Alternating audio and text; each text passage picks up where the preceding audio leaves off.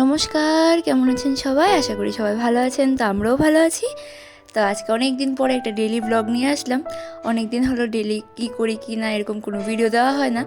আজকে দিচ্ছি, তার অন্য আরেকটা কারণ হচ্ছে আজকে হচ্ছে আমার মা বাবার বিবাহবার্ষিকী। তো সে উপলক্ষেই সকাল থেকে আজকে কী কী করি না করি এগুলি তোমাদের সাথে শেয়ার করব। তো আমি সকালে ঘুম থেকে উঠে প্রথমে গিয়েছিলাম মিষ্টির দোকানে, কারণ ঠাকুরের জন্য কিছু একটা আনবো। আমাদের বাড়িতে যাই কিছু হোক না কেন, মানে আমার বার্থডে, ভাইয়ের বার্থডে, বৌদি ভাইয়ের বার্থডে বা মা বাবার কিছু একটা, যে কোনো কিছু মানে ভালো কিছু দিনে তো ঠাকুরকে কিছু একটা এনে দেয়, হয়তো বা এটা সবার বাড়িতেই দেয়। তো সকালে ঘুম থেকে উঠে মা স্নান করে ঠাকুর করে চলে গেছে। তো আমাকে বললো তুই যা গিয়ে ঠাকুরের জন্য কিছু নিয়ে আস। তো আমি গিয়েছিলাম ঠাকুরের জন্য কিছু আনতে, আর আনার সময় সেমাইও নিয়ে এসেছি, কারণ মা পায়েস খেতে খুব ভালোবাসে। তো মাকে বলবো যে পায়েস বানানোর জন্য। তো এসে দেখি বাবু এখান থেকে ফুল পাচ্ছিল। তা আমি ভিডিও করছি, দেখে বাবু বলছে দাঁড়া দাঁড়া আমি ডালটা নামিয়ে দিচ্ছি, তুই ভিডিও কর। তো একটু করলাম, এখানে ক্লিপ নিয়ে নিলাম। দেন চাটা খাবো, দেন গিয়ে দেখবো মা উপরে কী করে। আর আমাদের বাড়ির সামনে প্রচুর তুলসী পাতা গাছ, মানে লাগাতে হয় না এগুলি, এক দুটা গাছ মনে হয় মা লাগিয়েছে, তারপর থেকে মানে তুলসী পাতার পুরো বাগান হয়ে গেছে। আর তুলসী গাছ বাড়িতে থাকা নাকি মানে ভালো, তার জন্য মা আর এগুলিকে উঠায়ও না, কিছু পরিষ্কার করে তারপরেও আবার অনেকগুলি করেই হয়, আর দেখতেও এগুলি ভাল লাগে, তো তার জন্য আর উঠানো হয় না। মানুষের ঘরের সামনে ফুল গাছ থাকে, পাতাবাহার গাছ থাকে, আমাদের ঘরের সামনে প্রচুর পরিমাণে তুলসী পাতা গাছ, আর এগুলো দেখতেও খুব সুন্দর লাগে।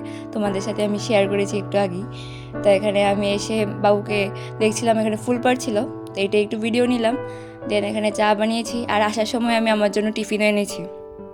আসলে আমার না মিষ্টির দোকানে টিফিনটা খেতে খুব বেশি ভালো লাগে, মানে ওই যে রুটিটা একটু মিষ্টি মিষ্টি লাগে, তো ওটা খেতে আমার খুব ভালো লাগে। তো আগের দিনে আমি বলছিলাম বাবুকে আমার এটা মানে টিফিনটা খেতে ইচ্ছে করছে। তো যখন আমি ঠাকুরের জন্য মিষ্টি আনতে যাচ্ছিলাম, তখনই বাবু আমাকে টাকা দিয়ে দিয়েছে যে তোর জন্য টিফিনও নিয়ে চলে আসিস। তো এসে দেখি মা এখানে পুজোও দিয়ে দিয়েছে। আর ওই দেখো আমার মহাদেব, সবাই আমার মহাদেবকে প্রণাম করে নাও, আর মহাদেব থেকে এত এত ব্লেসিং নিয়ে নাও।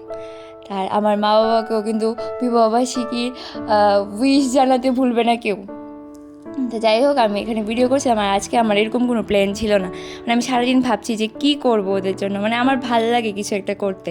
এরকম ভাইয়ের বার্থডে হলেও আমি আগে সেলিব্রেট করতাম বাড়িতে, মা বাবার বিবাহবার্ষিকীও আগে যখন বাড়িতে থাকতাম সেলিব্রেট করতাম। তো মাঝখানে তো আমি 4 বছর বাড়িতে ছিলাম না, তখন আর এইসব করাও হয়নি। আর আজকে আমি ভাবছিলাম যে কী করবো ওদের জন্য, ভাইও নেই, বৌদিভাইও নেই, তো ওদেরকে ছাড়া ভালো লাগে না যে ওদেরকে ছাড়া কিছু একটা করব, মানে ওটা ভাল লাগে না আর কি। সবাই মিলে থাকলে তো একটা আনন্দ। তো ওরা তো আর কাজের জন্য আসতে পারে না। তো দুপুরবেলা বৌদিভাই আমাকে ফোন করে বলছে তুমি কিছু করবে না ওদের জন্য? তো আমি বললাম না, কি করব, তোমরা তো আসতে পারো নি, তো আর কিছু করব না। তো বললো না না এরকম কি হয়, আমি তোমাকে টাকা পাঠাচ্ছি, তুমি যাও গিয়ে কেক আনো, কিছু একটা আনো ওদের জন্য। তো বৌদিভাই সব কিছু অ্যারেঞ্জ করলো, মানে বৌদিভাই মিষ্টি তারপর কেক এইসব পাঠিয়েছে।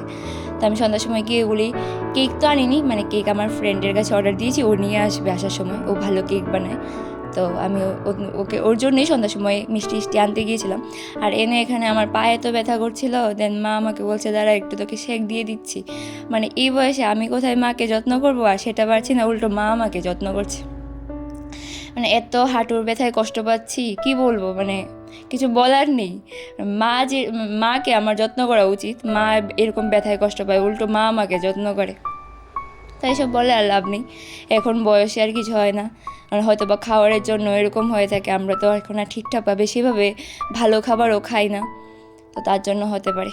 তো যাই হোক, এখানে আমি চা বানিয়ে নিয়েছিলাম আর মুড়ি মেখে নিয়েছিলাম আমার মার আর বাবার জন্য।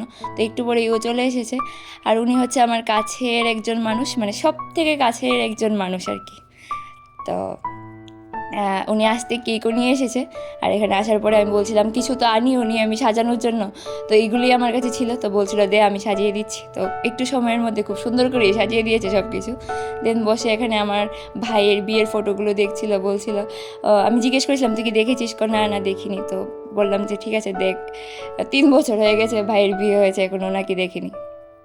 তো যাই হোক, এই দেখো কেকটা এত স্বাদ ছিল, মানে খুব স্বাদ হয়েছিল কেকটা। আমি নর্মালি এরকম কেক খাই না, শুধু রেড ভেলভেট কেকই খাই, এগুলি মানে এরকম কেকটা আমার ভালো লাগে না। কিন্তু একমাত্র ওই বানানোর পরে মানে আমার এই কেকটা ভালো লেগেছে, না হলে তো এখনের কেকের মধ্যে শুধু ক্রিম দিয়ে রাখে, মানে কেকের নামে কেক তো থাকে না, শুধু ক্রিমই থাকে।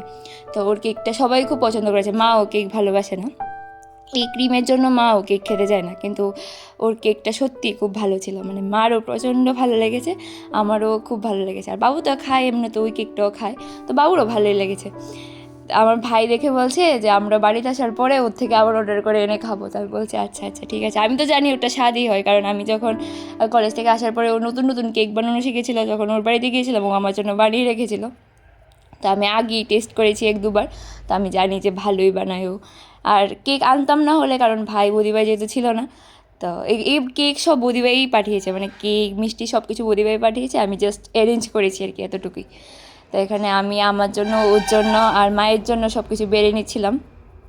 এরকম যেহেতু কোনো প্ল্যান ছিল না, তো কাউকে এরকমভাবে কিছু বলা হয়নি বা কিছু না, মানে সাডেনলি সব কিছু হয়েছে, বিকেলের মধ্যে সব কিছু প্ল্যান হয়েছে। তো তার মধ্যে আমি এতটুকুই অ্যারেঞ্জ করতে পেরেছি। এখানে মিষ্টি ছিল, লুচি ছিল, পায়েস ছিল, কেক ছিল, তারপর ও আসার সময় কিছু মিষ্টি সন্দেশ এইসব নিয়ে এসেছিলো। তো যাই হোক, এগুলি বসে বসে আমরা এখন 3জনে খাবো। তো আজকের জন্য এতটুকুই। ভালো লাগলে একটা লাইক কমেন্ট করবেন, আবার দেখা হবে নতুন কিছু একটা নিয়ে।